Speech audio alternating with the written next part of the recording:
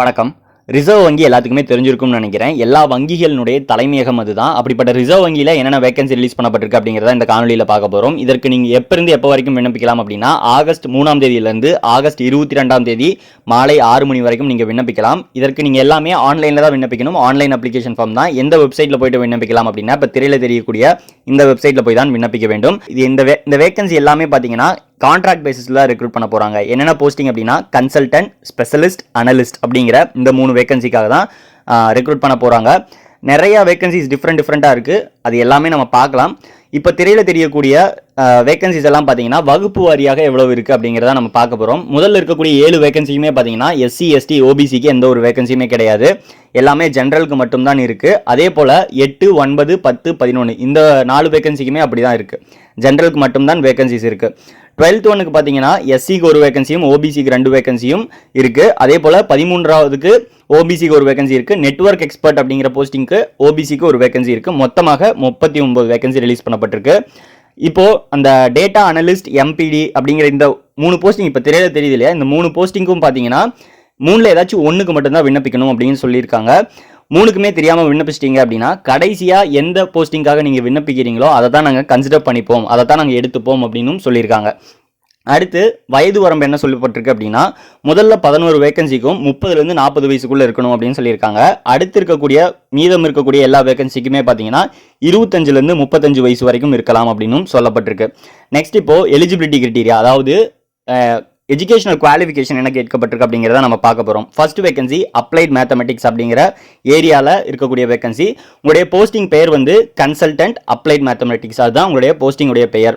இதுக்கு குவாலிஃபிகேஷன் என்ன கேட்கப்பட்டிருக்குன்னா, post graduation வந்து மேத்தமெட்டிக்ஸ் அப்படி இல்லைனா அப்ளைட் மேத்தமெட்டிக்ஸில் முடிச்சிருக்கணும் அப்படின்னு சொல்லியிருக்காங்க. டிசைரபிள்னா இது இருந்தால் நல்லாயிருக்கும் அப்படின்னு சொல்கிற விஷயம், டாக்டரேட் இருந்தால் நல்லாயிருக்கும் அப்படின்னு சொல்லியிருக்காங்க. மேத்தமெட்டிக்ஸ் அப்படி இல்லைனா அப்ளைட் மேத்தமெட்டிக்ஸில் பிஹெச்டி முடிச்சிருந்தீங்கன்னா நல்லாயிருக்கும்னு சொல்லியிருக்காங்க. எக்ஸ்பீரியன்ஸ் வந்து 3 வருஷம் கேட்கப்பட்டிருக்கு. என்ன ஃபீல்டு அப்படின்னா மேத்தமெட்டிக்ஸ், அப்ளைட் மேத்தமெட்டிக்ஸில் பேங்கிங் அப்படின்னா ஃபினான்ஷியல் செக்டரில் இருந்தால் நல்லாயிருக்கும்னு சொல்லியிருக்காங்க. அப்படி இல்லைனா அகாடமிக்ஸ் அண்ட் ரிசர்ச் ஓரியன்டாக இருந்தாலும் நல்லாயிருக்கும் அப்படின்னு சொல்லப்பட்டிருக்கு. அடுத்து 2வது வேகன்சி அப்ளைட் எக்கனாமெட்ரிக்ஸ் கன்சல்டன்ட், இதுவும் கன்சல்டன்ட் போஸ்டிங் தான். எசென்சியல் குவாலிஃபிகேஷன் பார்த்தீங்கன்னா post graduate degree, applied econometrics, statistics இல்லை எக்கனாமிக்ஸ், இந்த 3ல் ஏதாச்சும் ஒன்றில் இருந்துச்சுன்னா நீங்கள் விண்ணப்பிக்கலாம். டிசைரபிள் வந்து டாக்டரேட் இருந்தால் நல்லா இருக்கும் அப்படின்னு சொல்லியிருக்காங்க. எக்ஸ்பீரியன்ஸ் வந்து 3 வருஷம் கேட்கப்பட்டிருக்கு. என்னென்ன ஃபீல்டு அப்படின்னா பேங்கிங் அப்படின்னா ஃபினான்ஷியல் செக்டரில், அப்படின்னா அகாடமிக்ஸ், அது இல்லைன்னா ரிசர்ச் ஓரியன்டாக இருந்துச்சுன்னா நல்லா இருக்கும் அப்படின்னு சொல்லியிருக்காங்க. அப்ளைட் எக்கனாமெட்ரிக்ஸ், ஸ்டாட்டிஸ்டிக்ஸ், எக்கனாமிக்ஸ் இந்த ஃபீல்டில். அடுத்து 3வது vacancy macro economics modelling economist அப்படிங்கிற போஸ்டிங்கான வேகன்சி. போஸ்ட் கிராஜுவேட் டிகிரி வந்து economics, economic modelling, macro economics, econometrics, development macro economics, applied statistics இந்த இதில் முடிச்சிருந்தீங்க அப்படின்னா நீங்கள் விண்ணப்பிக்கலாம். டிசைரபிளும் அதே தான், பிஹெச்டி கேட்கப்பட்டிருக்கு. இதே ஃபீல்டில் பிஹெச்டி முடிச்சிருந்தீங்கன்னா நீங்கள் விண்ணப்பிக்கலாம். டிசைரபிள்னா இது இருந்தால் நல்லா இருக்கும் அப்படின்னு சொல்கிற விஷயம். எக்ஸ்பீரியன்ஸ் வந்து 3 வருஷம் கேட்கப்பட்டிருக்கு. என்னென்ன ஃபீல்டில் அப்படின்னு பார்த்தீங்கன்னா, உங்களுக்கு வந்து இந்த ஒரு சில டேட்டா செட்ஸ் ஒரு நாலேஜ் வேணும் அப்படின்னு சொல்லியிருக்காங்க. என்ன மேட்லேப், ஆர் இவியூ, அதே போல் ஃபெமிலியாரிட்டி வந்து டேட்டா அண்ட் ரிசர்ச் ஓரியன்டாக OECD, BIS, IMF, world bank இது ரிலேட்டடான ரிசர்ச் ஓரியன்டான ஒர்க் இருந்துச்சு, நீங்கள் இதில் ஒர்க் பண்ணியிருக்கீங்க 3 வருஷம் அப்படின்னா நீங்கள் இதற்கு விண்ணப்பிக்க முடியும். அடுத்து 4வது வேகன்சி டேட்டா அனலிட்டிக்ஸ்.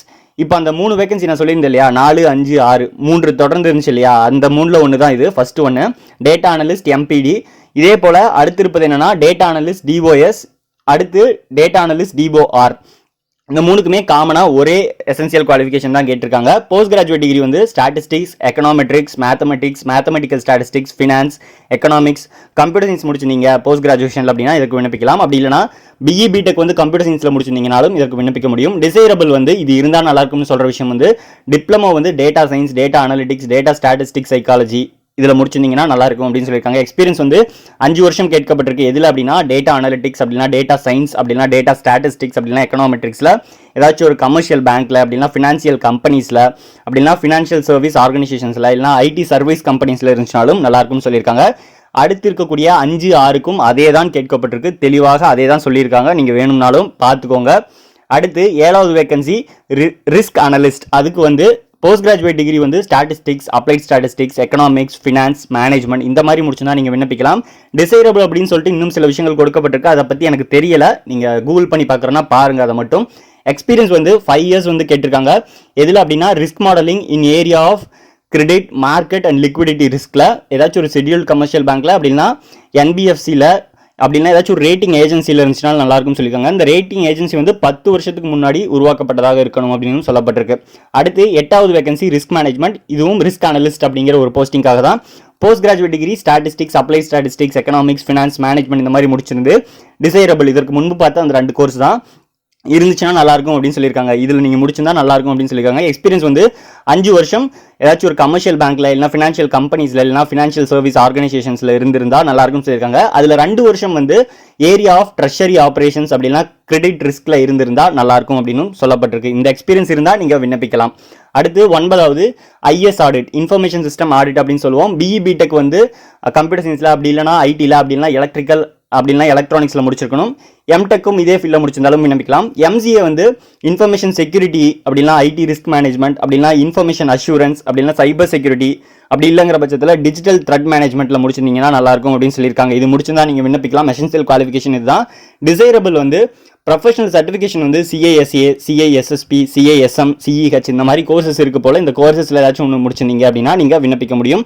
எக்ஸ்பீரியன்ஸ் வந்து 5 வருஷம் இன்ஃபர்மேஷன் செக்யூரிட்டி ரிலேட்டடாக கமர்ஷியல் பேங்க்ல இல்லைனா ஃபினான்ஷியல் கம்பெனிஸில் இல்லைனா ஃபினான்ஷியல் சர்வீஸ் ஆர்கனைசேஷன்ஸில் இல்லைனா ஐடி சர்வீஸ் கம்பெனிஸில் அப்படின்னா டெலிகாம் கம்பெனிஸில் இருந்திருந்தால் நீங்கள் இதற்கு விண்ணப்பிக்கலாம். 10வது specialist in forensic audit. Posting பேரும் அதே தான். நீங்கள் வந்து சிஏ முடிச்சிருக்கணும், இல்லைனா எம்பிஏ வந்து ஃபினான்ஸில் இல்லைனா போஸ்ட் கிராஜுவேட் டிப்ளமோ இன் மேனேஜ்மெண்ட்டில் முடிச்சிருந்து அப்படி இல்லைங்கிற பட்சத்தில் ஐசிடபிள்யூஏ அப்படிங்கிற கோர்ஸ்லாம் முடிச்சிருந்தீங்க. இதில் ஏதாச்சும் ஒன்று முடிச்சிருந்தீங்கன்னா நீங்கள் விண்ணப்பிக்க முடியும். சர்டிஃபிகேஷன் வந்து ஃபாரன்சிக் அக்கௌண்டிங் அண்ட் ஃப்ராட் டிடெக்ஷனில் இருந்தால் நல்லா இருக்கும் அப்படின்னு சொல்லியிருக்காங்க. எக்ஸ்பீரியன்ஸ் வந்து 5 வருஷம் இருக்கணும். எதில் அப்படின்னா ஃபாரன்சிக் ஆடிட்டில் அப்படின்னா ஃபாரன்சிக் ஆடிட் டீமில் ஒர்க் பண்ணியிருந்தா கூட ஓகே அப்படிங்கிற மாதிரி சொல்லியிருக்காங்க. அடுத்து 11வது சார்ட்டர்ட் அக்கௌண்டன்ட். இதுக்கு வந்து சிஏ அப்படின்னா ஐசிடபிள்யூஏ முடிச்சிருக்கணும். டிசைரபிள் அப்படின்னு சொல்லிட்டு ஒரு சில சர்டிஃபிகேஷன் கேட்டிருக்காங்க. அது இருந்தால் நல்லா இருக்கும் அப்படின்னு சொல்லியிருக்காங்க. எக்ஸ்பீரியன்ஸ் வந்து 5 வருஷம் ஏதாச்சும் ஒரு கமர்ஷியல் பேங்க்ல அப்படின்னா ஃபினான்ஷியல் கம்பெனிஸில் அப்படின்னா ஃபினான்ஷியல் சர்வீஸ் ஆர்கனைசேஷன்ஸில் இருந்து அதில் 2 வருஷம் வந்து ஏரியா ஆஃப் ட்ரெஷரி ஆப்ரேஷன்ஸ் இல்லைனா கிரெடிட் ரிஸ்க்ல இருந்தால் நீங்கள் இதற்கு விண்ணப்பிக்கலாம். அடுத்து 12வது ஒன் சிஸ்டம் அட்மினிஸ்ட்ரேட்டர் அப்படிங்கிற போஸ்டிங்கான வேகன்சி தான் இது. எசென்ஷியல் குவாலிஃபிகேஷன் என்ன கேட்டிருக்காங்கன்னா பிஇ பிடெக் அப்படின்னா எம்டெக் வந்து computer science, IT, electricals and எலக்ட்ரானிக்ஸில் முடிச்சிருக்கணும். அப்படின்னா எம்சிஏ முடிச்சிருந்தா கூட நீங்கள் விண்ணப்பிக்கலாம். டிசைரபிள் வந்து ஒரு சில சர்டிஃபிகேஷன் கேட்டிருக்காங்க. அது என்ன அப்படிங்க நீங்கள் பார்க்கலாம், இப்போ தெரியல. அதே போல் எசென்ஷியல் எக்ஸ்பீரியன்ஸ் என்ன கேட்டிருக்காங்கன்னா 5 வருஷம் எக்ஸ்பீரியன்ஸ் வந்து implementation, configuration, operations and maintenance of mainframe OS ரிலேட்டடாக இருந்துச்சுன்னா அப்படின்னா நல்லா இருக்கும் அப்படின்னு சொல்லியிருக்காங்க. விர்ச்சுவல் மேனேஜ்மெண்ட் சாஃப்ட்வேர் அப்படின்னா Oracle, DB2 இந்த மாதிரி சில சாஃப்ட்வேர் ஓரியன்டான ஒர்க்ஸ் இருந்துச்சுன்னா நல்லா இருக்கும் அப்படின்னு சொல்லியிருக்காங்க. கமர்ஷியல் பேங்க்ல அப்படின்னா ஃபினான்ஷியல் கம்பெனிஸில் அப்படின்னா ஃபினான்ஷியல் சர்வீசஸில், சர்வீஸ் ஆர்கனைசேஷனில் அப்படி இல்லைனா ஐடி கம்பெனிஸில் இருந்திருந்தால் நல்லாயிருக்கும், நீங்கள் இதற்கு விண்ணப்பிக்கலாம் அப்படிங்கிறதும் தெரிவிக்கப்பட்டிருக்கு.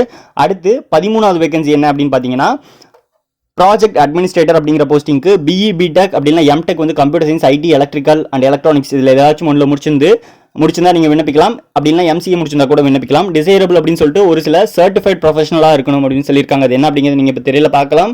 சப்போஸ் நீங்கள் ஐடி ரிலேட்டடாகவே இருந்தீங்கன்னா இந்த கோர்ஸ் எல்லாம் சர்ச் பண்ணி ப்ரிப்பேர் பண்ணி வச்சுக்கோங்க. உங்களுக்கு மேபி ஃபியூச்சரில் கூட யூஸ் ஆகலாம்.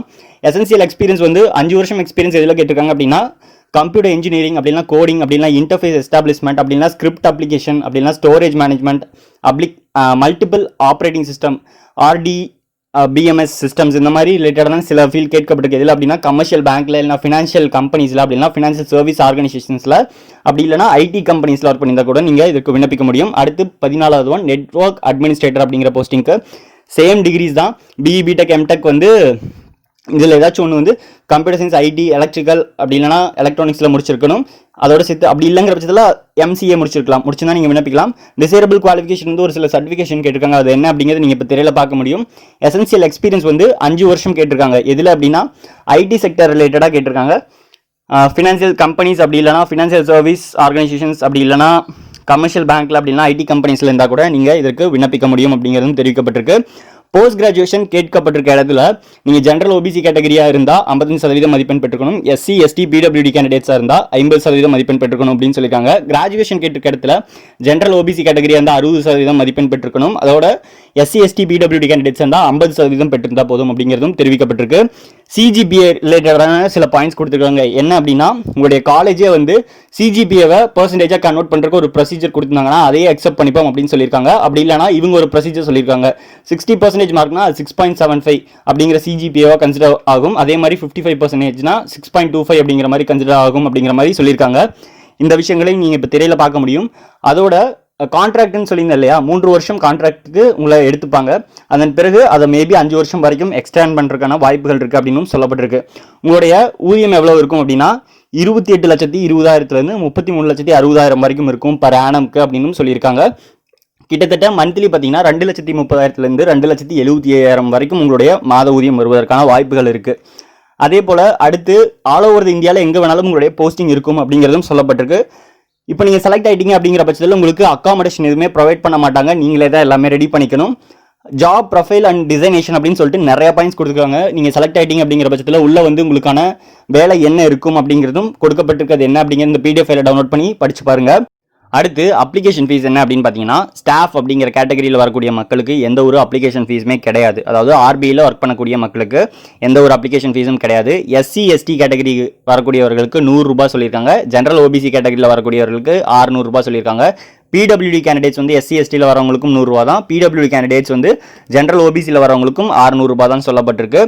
மற்ற ஏனைய விஷயங்களை இந்த பிடிஎஃப் ஃபைலை டவுன்லோட் பண்ணி செக் பண்ணிக்கோங்க. பிடிஎஃப் ஃபைல் நம்மளுடைய டெலிகிராம் குரூப்பில் இருக்கும். அதன் மூலியமாக டவுன்லோட் பண்ணி செக் பண்ணிட்டு அதன் பிறகு விண்ணப்பிப்பதற்கு என்னென்ன தேவை அப்படிங்கிற விஷயமும் அந்த பிடிஎஃப் ஃபைலில் இருக்குது. அந்த பிடிஎஃப் ஃபைலின் வாயிலாக எல்லாத்தையும் தெரிஞ்சுக்கோங்க. தெரிஞ்சுட்டு அதன் பிறகு தகுதியுள்ள நபராக இருந்தால் விண்ணப்பிங்க. மக்களே, மீண்டும் அடுத்த வீடியோவில் உங்களை சந்திக்கிறேன். அதுவரை உங்களிடமிருந்து விடைபெறுவது உங்கள் பூவரசன்.